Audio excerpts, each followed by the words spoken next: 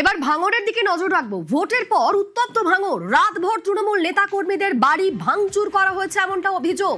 আর এই অভিযোগ উঠছে আইএসএফ এর বিরুদ্ধে। আইএসএফ এর বিরুদ্ধে হামলার অভিযোগ করছে তৃণমূল। ভাঙড় 1 ব্লকের রাজাপুর চন্দনেশ্বরের ঘটনা। ভোটের পর উত্তপ্ত ভাঙড়, রাতভর তৃণমূল নেতা কর্মীদের বাড়ি ভাঙচুর। সিসি ক্যামেরার ফুটেজ দেখাবো, দেখুন। সিসি ক্যামেরার ফুটেজ দেখাচ্ছি আপনাদের। এই মুহূর্তে কল্যাণ রয়েছেন আমাদের সঙ্গে, প্রতিনিধি কল্যাণ। কি ঘটনা ঘটেছে, কি অভিযোগ উঠছে?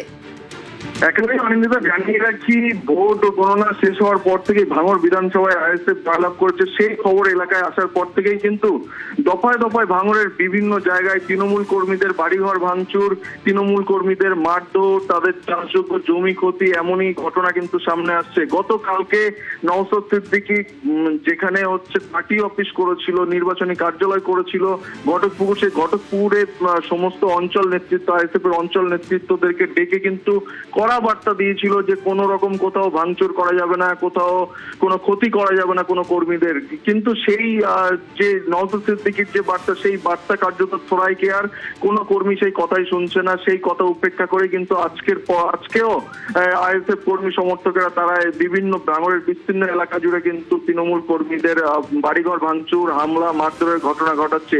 নলমুড়ি, রাজাপুর সহ কোনো পদক্ষেপ কি করা হয়েছে? কোনো ধরপাকড় চলছে? না, ইতিমধ্যে কিন্তু পুলিশ যেখানে যেখানে খবর পাচ্ছে সেখানে দ্রুততার সঙ্গে যাচ্ছে এবং সেখানে গিয়ে যে সমস্ত আইএসএফ কর্মীরা জড়ো হয়ে রয়েছে তাদেরকে লাঠি উঁচিয়ে ছত্রভঙ্গ করছে। বিভিন্ন জায়গায় কিন্তু পুলিশ ইতিমধ্যে বেশ কয়েকজনকে আটক করেছে বলেও খবর পাওয়া যাচ্ছে। তবে গ্রেফতারের এখনো পর্যন্ত কোনো খবর নেই। অনিন্দিতা, নজর থাক। ধন্যবাদ কল্যাণ।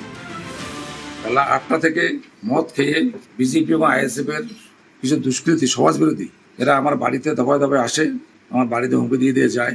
সবারের মাথায় জয় শ্রীরাম স্লোগান দিয়ে আমার বাড়ি ভাঙচুর চলে। আমি প্রশাসনকে শুনেছে বলার পর প্রশাসন পুলিশ পাঠিয়েছিল, কিন্তু দুষ্কৃতী পালিয়ে গেছে। কোনো দুষ্কৃতী ধরছে না এবং এই দুষ্কৃতীদের তাদের মধ্যে আইনত ব্যবস্থা নেওয়ার জন্য আমি অনুরোধ করছি। ভাঙড়ে শান্তি প্রতিষ্ঠা করার দায়িত্ব হচ্ছে আমাদের প্রত্যেকের।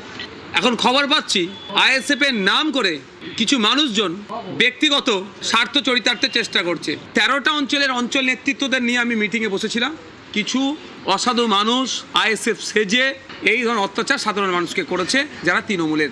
কোনো অশান্তি যদি হয়, যদি আইএসএফ এর কোনো নেতৃত্ব যুক্ত থাকে, সরাসরি আমাদেরকে জানাতে পারেন। তার বিরুদ্ধে কি ব্যবস্থা নিয়ে আপনারা দেখবেন।